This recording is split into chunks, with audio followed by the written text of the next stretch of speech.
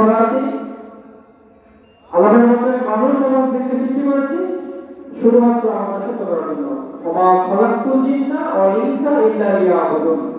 এই একটা আয়াতের মাধ্যমে আমাদের কিন্তু দায়িত্ব কর্তব্য আমাদের কাজ বলে দিয়েছেন। কাজটা আমরা কিভাবে করব সেই পদ্ধতিও বলেছেন। তিনি বলেছেন তোমরা মানুষকে ডাকো ইলা সাবিলি রাব্বিকা বিল হিকমা, হিকমতের সাথে, বিজ্ঞানের সাথে, যুক্তির সাথে। ইলা সাবিলি রাব্বিকা বিল হিকমা ওয়াল মাউইজাতিল হাসানা ওয়া জাদিলহুম বিল্লাতী হিয়া আহসান। এই যে উত্তম হিকমতের সাথে মানুষের সঙ্গে আমাদেরকে কথা বলতে বলেছেন, দাওয়াত দিতে বলেছেন, এই বাক্য অনেক শক্তিশালী। আমরা কল্পনা করতে পারবেন না।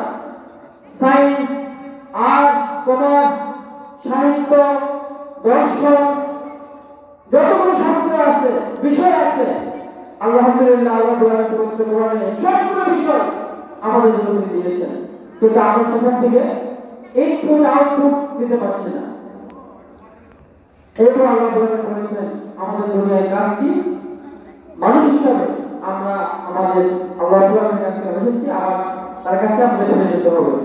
আমরা জন্ম থেকে মৃত্যু পর্যন্ত, সকালে ঘুম থেকে ওঠা রাতে ঘুমানো পর্যন্ত, আমাদের এই সামগ্রিক জীবন ব্যবস্থায় সব কিছু আল্লাহর নির্দেশ এবং নিষেধ চলতে পারি আমরা, তাহলেই কিন্তু আমরা আল্লাহর আনুগত্য করা হলো, আল্লাহর যে খলিফা প্রতিনিধিত্ব সেটি আমরা করতে পারলাম। কিন্তু আমার মনে হয় আমরা এখান থেকে একটু হলেও পিছিয়ে আছি। আমরা যেভাবে ইসলামকে আমাদের জীবনের জন্য মানি, নামাজ, রোজা, হজ, যাকাত পালন করি, কিন্তু ইসলাম আমাদের জন্য পূর্ণাঙ্গ জীবন ব্যবস্থা। ইসলাম, ইসলামকে কমপ্লিট পুরো ফ্লাই করা হয়েছে। আমাদের জীবনের সবকিছু ব্যবস্থা এই কোরআনে কিন্তু আছে। আমরা মনে হয় এই কোরআনকে আমাদের মসজিদ, আমাদের মাদ্রাসা, আমাদের ঘরের বাইরে আমরা দেখতে চাই না বা চেষ্টা করি না।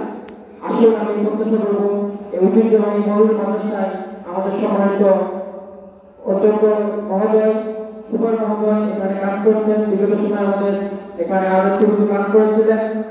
আগামী দিনে যেন এই মাদ্রাসা থেকে যে সমস্ত ছেলেরা বের হয়, শিক্ষকরা এখানে শ্রম দিচ্ছেন, আমরা যেন ইসলামের আলোক ভর্তিকা হিসেবে পাই। আমরা যেন আমাদের জীবনের সামগ্রিক ক্ষেত্রে ইসলামকে মেনে চলার জন্য আমরা কাজ করতে পারি।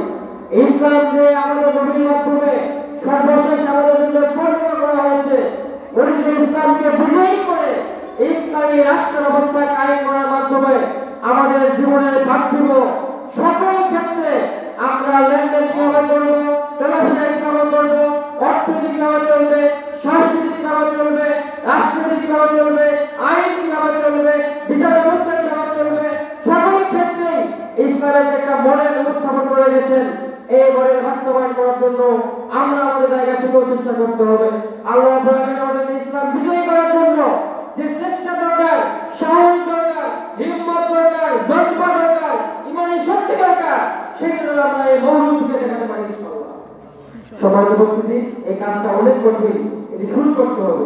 আস্তে আস্তে একটা সময় এটি বিপ্লবরূপে ইসলামী বিজয়ী হবে। আসুন আল্লাহ আমাদের সবাইকে ইসলামকে বিজয়ী বেশি ইসলাম দিতে, সেই ইসলামকে বিজয়ী করার জন্য আমাদের একজন শহীদ হিসেবে আল্লাহ কবুল করুন।